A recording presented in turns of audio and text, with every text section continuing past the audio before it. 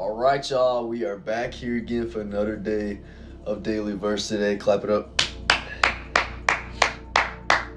Hopefully, y'all are having a very blissful day today. So today's daily verse is going to come from Isaiah 40, verse 31. I'm going to read like a couple verses before that. So like I'll read at 29, just so we get a little bit more context on it. But so starting here, we'll start at 28 actually. Do you know? Question mark. Have you not heard? Question mark. The Lord is the everlasting God, the creator of the whole earth. He never becomes faint or weary. There is no limit to his understanding. That could be a daily verse by itself. But verse 29 says here, he gives strength to the faint and strengthens the powerless. Verse 30, youth may become faint and weary, and young men stumble and fall. All right, verse 31. But those who trust in the Lord will renew their strengths. They will soar on wings like eagles. They will run and not become weary. They will walk and not faint. Man, there is so much to this. And y'all, there is so many verses. I was like reading through this, and so many verses popped up in my head. So we're gonna break this down. All right, so what I said here is this speaks to the deep assurance and hope that comes from trusting in God. Boom, we can stop right there. Trusting in God. Let's go to Proverbs, okay? We're going to go to Proverbs 3, verse 5 and 6, which y'all if y'all been watching the channel, y'all should know this, but love how it keeps popping back up, so let's read it again. Trust in the Lord. Verse 5, it says, trust in the Lord with all your heart and do not rely on your own understandings. In all your ways you know him, and he will make your path straight. You keep relying on the Lord today, right? No battles that you're going through today, you keep relying on the Lord that you know he's going to get you through it, right? You keep relying on his strength, right? And know that he is going to make your path straight, right? As long as you have that faith and that trust in him, that you know he's going to do it, right? He's not going to, whatever situation you're going through right now, right? He wouldn't allow you to be in that situation that you can't get through, right? Whatever trial you're dealing with, know that the Lord is not going to put you in a situation that he can't get you out of, or he can't get you through it, right? So know that going into the storm that you might be potentially going into, right? And also know that you can avoid ways from getting into that storm from the beginning, right? But you just got to come to the Lord. You got to come to trust and knowing his ways are greater than our ways, right? So now let's go back to it, right? Now what I said is, and like parentheses says, waiting for the Lord, right? And then I said implies a patient reliance on God's timing and his plans, right? Now, let's go to Ecclesiastes, right? I knew it was somewhere in Ecclesiastes that said something about this. And it is Ecclesiastes 3 verse 1, which says here, there is an occasion for everything and a time for every activity under heaven. There's an occasion for everything, and there is a time for every activity under heaven. There's a time and a place that God's timing is, and we have to understand and that's sometimes above our knowledge, right? Some of the stuff that God has in this world we're not supposed to understand, but this is one of the things we are supposed to understand, his timing, right?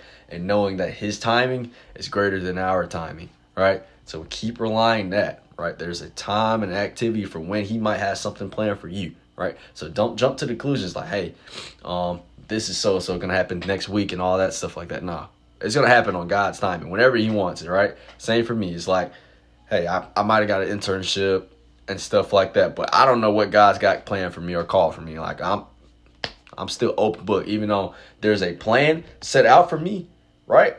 I'm still on God's plan. So if he switches it up, so be it, right? Okay. So that's the thought process we need to have in this life, right? Not making everything our plan, making sure it's God's plan, right? If that's what God's got planned for you, you follow that plan. But don't go following your own plan, including stuff without God in it, right? That's when you start just leading straight away to different type of things, right? So Now let's continue. Okay.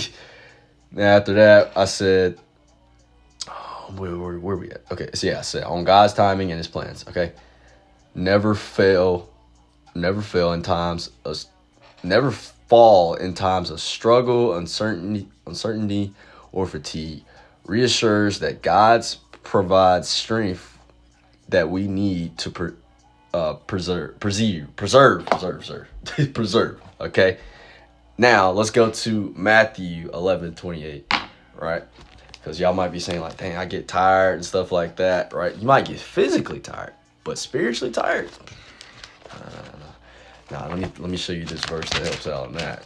Let's go to Matthew 11:28, which says, "Just come to me." Right? Jesus says, "Come to me, all of you who are weary and burdened, I will give you rest. Take up my yoke and learn from me, because I am lowly and humble in heart, and you will find for your souls, for my yoke is easy and my burden is light." Woo! Man, he says, "Come to me, man. You get tired in this walk, man. You get tired in this walk." He says, "Come to me. Come to me right now." Right?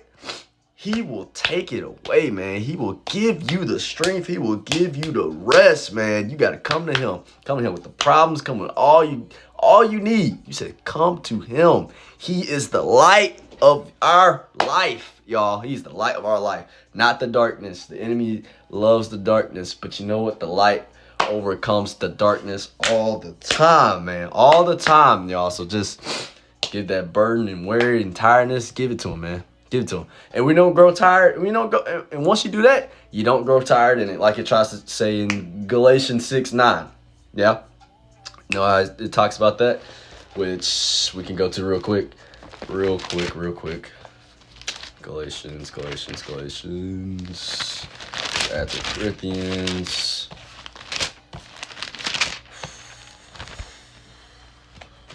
Let's see. We're getting there, y'all. We're getting there. Man, it says here, "Let us not get tired of doing good, for we reap at the proper time, that if we don't give up." And we don't give up because we know that the strength that's been being provided for us is from God, right?